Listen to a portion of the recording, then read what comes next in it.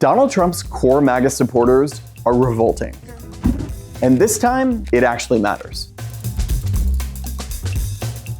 If you listen closely, you might notice that some of Donald Trump's biggest supporters are less than thrilled with some of his decisions. We're about to arm people right now. We have literally no control over them. It's just a red line that it crosses for many people. What happened to make America great again? Okay, you might not actually have to listen too closely.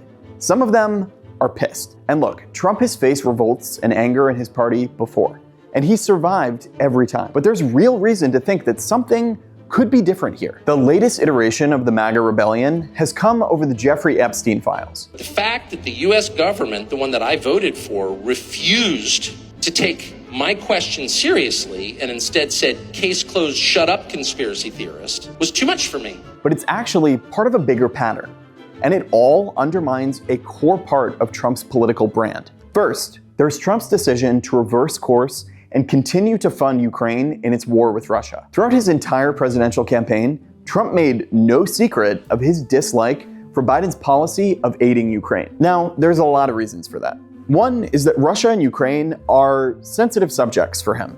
His first impeachment, way back in 2019, was over aid to Ukraine, and the idea of Russian collusion haunted him for years. Another is that backing Ukraine just became a marker of liberal identity.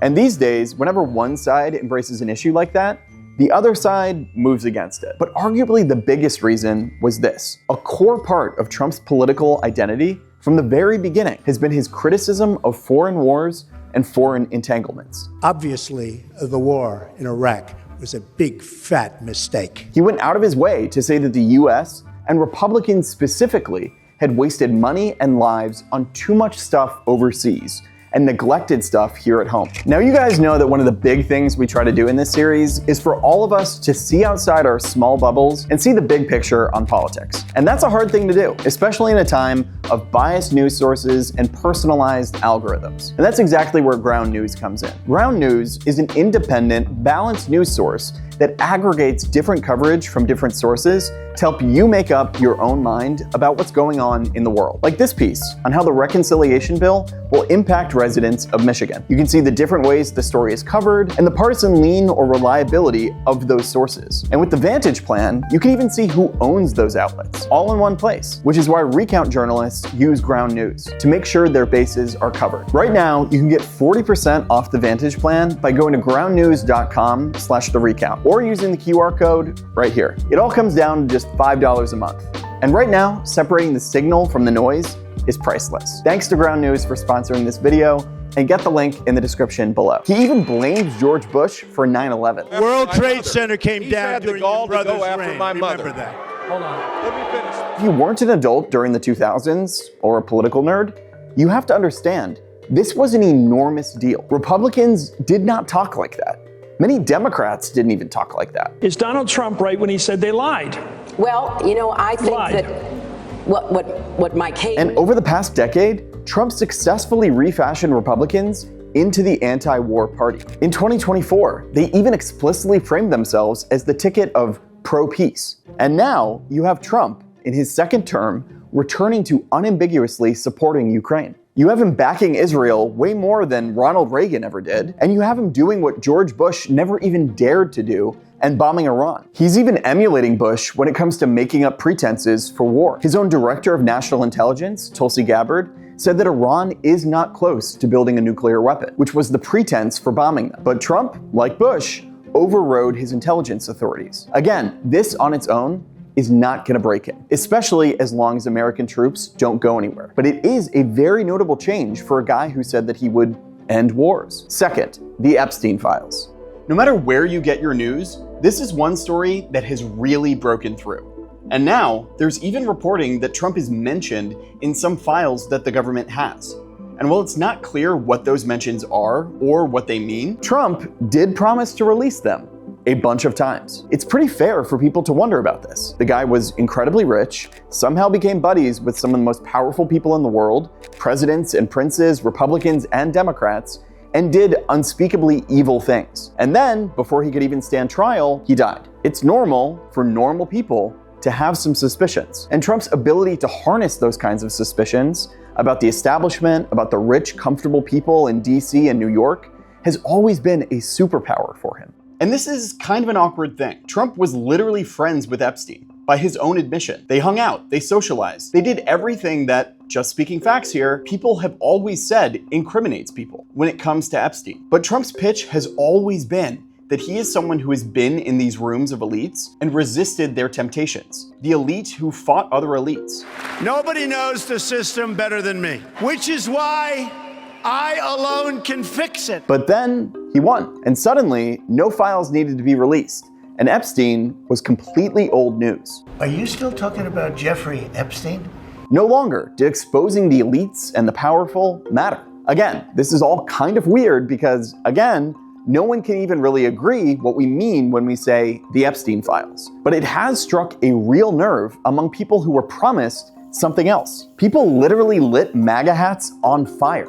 Tens of thousands of people on Truth Social, the most pro-Trump people imaginable, angrily responded to his post defending his administration's stance. And especially after that new reporting, it's not really clear what he can do to put this to rest. Third, Trump's big, beautiful bill. The bill as amended is passed. Now, this is less sexy than the other two, but it honestly probably matters the most. And there's no way around it. Trump's new law fails on his core promises. To understand why, you really have to understand just how much Trump rebranded the GOP. From the very beginning when he ran for president, he explicitly broke with decades of conservative economic policy. He promised no cuts to Social Security, Medicare, and Medicaid. He endorsed raising the minimum wage. You have to have something that you can live on. He even said that he would tax the rich. It's going to cost me a fortune. And remember, this was crazy talk for a Republican, and he knew it. Combined with his hardline position on immigration, this vision was essentially what political theorists call national conservatism, opposed to liberals on issues like immigration and culture, but also opposed to the conservatives who want less spending and fewer public benefits. And that is really what became the core of Trumpism.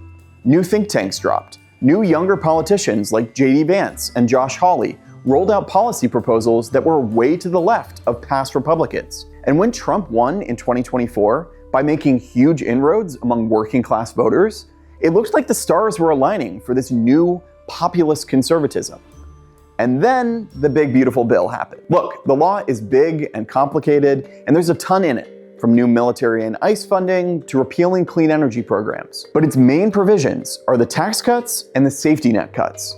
And both completely undermine this idea of MAGA economic populism. The law cuts Medicaid, which provides health insurance to poor and working class Americans, by 18%. The biggest cut to the program since it was created. For context, the previous biggest cut ever came under Ronald Reagan at 5%. It also cuts food stamps by 20%. That is also the largest cut to the program since it was created. And while some of these cuts are achieved through new work requirements, which most people consider reasonable and are wildly popular in polls, about 80% of them are not.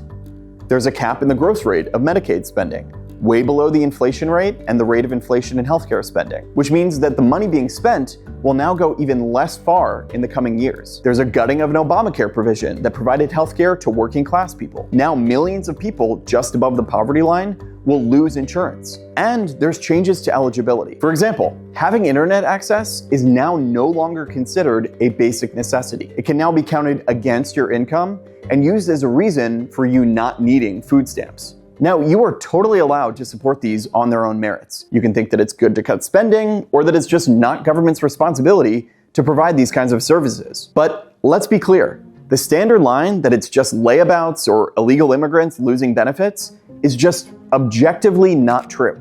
In total, the Kaiser Family Foundation and the Congressional Budget Office, both nonpartisan, estimate that at least 12 million and as many as 17 million Americans will lose health insurance. And all of that is done to extend huge tax cuts, especially big tax cuts for the wealthy. The Penn-Wharton budget model, produced at Trump's alma mater, estimates that 80% of the benefits from the law would go to the richest 10% in the country. And even the small parts that are thrown at working people, like reducing taxes on tips or overtime pay, are temporary, while the ones that benefit the richest, like the estate tax, are permanent. Oh, and even after all of those cuts, the deficit still goes up, according to literally every possible credible analyst, breaking another Trump promise to get the debt under control. Don't take my word for it. Even many of his biggest supporters and many of the people who voted for the bill say so. The GOP will own the debt once they vote for this. So, however you slice it, this undermines the core Trump economic promises. The deficit goes up, and benefits to Americans go down. Now, even though we have a long way to go in his second term, taken together, these developments look a lot different than the agenda Trump ran on the campaign trail. But what they do look like, the Republican agenda before Trump. In fact, this is the kind of bill that people like Paul Ryan, Jeb Bush, Mitch McConnell, people that Trump hates and explicitly ran against, would love.